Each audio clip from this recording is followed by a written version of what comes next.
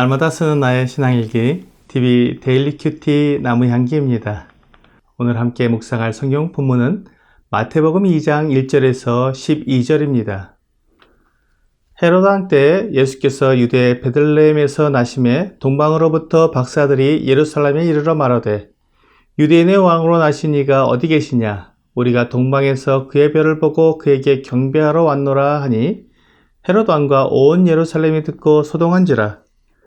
왕이 모든 대제사장과 백성의 서기관들을 모아 그리스도가 어디서 나겠느냐 물으니 이르되 유대 베들레헴이오니 이는 선지자로 이렇게 기록된 바 또 유대 땅 베들레헴아 너는 유대 고을 중에서 가장 작지 아니하도다. 내게서 한 다스리는 자가 나와서 내 백성 이스라엘의 목자가 되리라 하였음이니이다. 이에 헤롯이 가만히 박사들을 불러 별이 나타난 때를 자세히 묻고 베들레헴으로 보내며 이르되 가서 아기에 대하여 자세히 알아보고 찾거든 내게 고하여 나도 가서 그에게 경배하게 하라. 박사들이 왕의 말을 듣고 갈새 동방에서 보던 그 별이 문득 앞서 인도하여 가다가 아기 있는 곳 위에 머물러 서 있는지라. 그들이 별을 보고 매우 크게 기뻐하더라. 집에 들어가 아기와 그의 어머니 마리아가 함께 있는 것을 보고 엎드려 아기께 경배하고 보배합을 열어 황금과 유향과 모략을 예물로 드리니라. 그들은 꿈에 헤롯에게로 돌아가지 말라 지시하심을 받아 다른 길로 고국에 돌아가니라.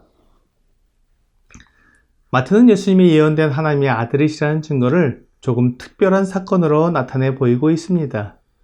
그것은 동방에서 박사들이 예루살렘으로 찾아와 유대인의 왕으로 나신 이를 찾은 사건입니다. 마태는 이 사건의 중심을 미가서 5장에 나온 예언의 성취에 둔 것 같습니다.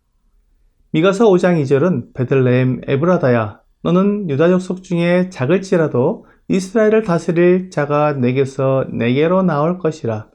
그의 근본은 상고에 영원에 있느니라고 말씀하고 있습니다. 이 예언의 말씀은 이스라엘의 한 다스리는 자가 베들레헴에서 태어날 것인데 그의 근본은 영원에 있다고 말하는 것입니다.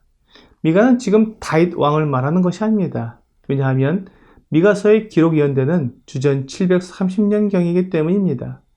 다윗 왕은 주전 1000년경의 인물이기 때문에 미가는 다윗 왕보다 약 300년 후의 선지자입니다. 그러므로 미가가 말한 이 다스리는 자는 다윗 왕의 후손임을 알 수 있습니다. 그런데 그가 다윗 왕의 고향인 베들레헴에서 태어날 것이라는 예언입니다. 예수님이 이 예언을 성취한 것을 유대인들을 통해 알게 된 것이 아니라 오히려 이방 사람들인 동방에서 온 박사들에 의해 알게 되었다고 마태는 말하고 있습니다. 미가 이 예언에 의하면 하나님의 메시아는 반드시 베들레헴에서 태어나야 했습니다. 하지만 이 예언을 알지 못하는 동방에서 온 박사들은 유대인의 왕으로 태어난 아기는 틀림없이 왕궁에 있을 것이라고 생각하고 이스라엘의 수도인 예루살렘으로 간 것입니다. 그리고 그곳에서 유대인의 왕으로 나신 분께 경배하러 왔다고 말했습니다. 하지만 예루살렘은 전혀 알지 못한 사건이었습니다. 결국 지금 유대를 다스리고 있는 헤롯 왕에게는 매우 위험한 사건이 일어난 것입니다. 헤롯 왕은 이둠의 사람으로서 에돔 족속입니다. 그는 이스라엘 사람이 아니라 이스라엘의 형제 민족인 에돔 민족입니다. 그가 에돔 민족이기 때문에 유대인의 왕이 될 수 없었지만 로마의 식민지였던 유대의 왕이 되는 것은 로마의 힘을 빌리면 얼마든지 가능한 일이었습니다. 그렇게 로마의 힘을 빌려서 왕이 된 헤롯은 동방에서 온 박사들이 유대인의 왕으로 나신 분의 별을 보고 예루살렘에 왔다는 말이 매우 거슬리는 말이 아닐 수 없었습니다. 그래서 헤롯은 대제사장과 백성의 서기관들을 모아 그리스도가 어디에서 나겠느냐고 물었습니다. 그러자 미가서 5장의 예언을 들어서 베들레헴이라고 말해 주었습니다. 그들은 그리스도가 베들레헴에서 날 것을 알고 있었습니다. 그러나 그분을 믿지도 기다리지도 않았습니다. 지금 동방에서 온 박사들이 그의 별을 보고 찾아왔다는 말을 들으면서도 그들은 믿지 않았습니다. 그래서 박사들을 베들레헴으로 보내면서 자기들은 가지 않았습니다. 헤롯은 박사들에게 가서 찾거든 내게도 고해 주어서 나도 그에게 경배하게 하라고 말을 할 뿐이었습니다. 성경에 기록된 예언이 이렇게 이루어질 리 없다는 생각과 함께 결국 박사들의 말이 사실이면 아기일 때 죽이면 된다고 생각하고 박사들에게 알려달라고 말한 것입니다.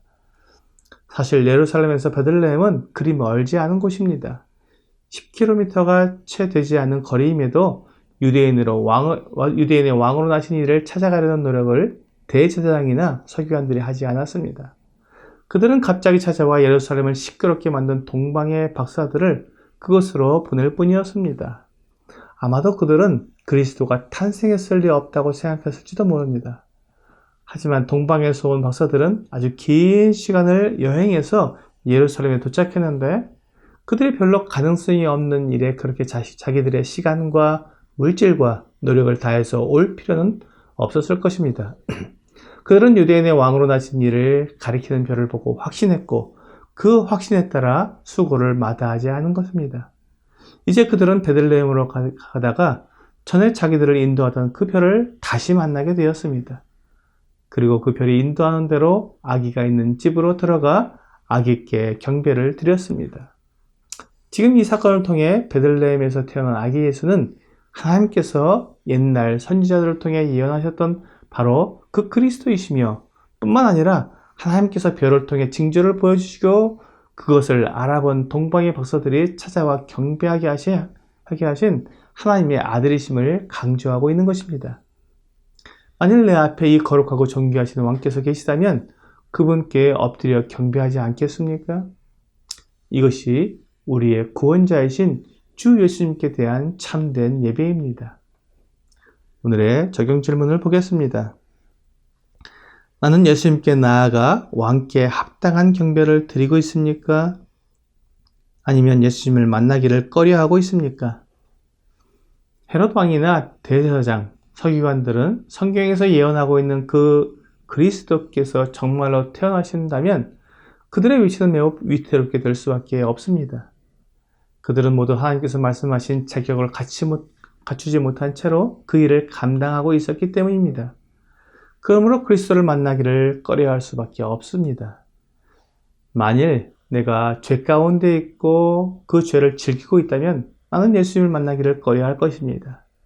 하지만 내가 죄를 용서받기 원하고 죄에서 구원받기 원한다면 예수님을 만나 그분께 경배하고 싶을 것입니다.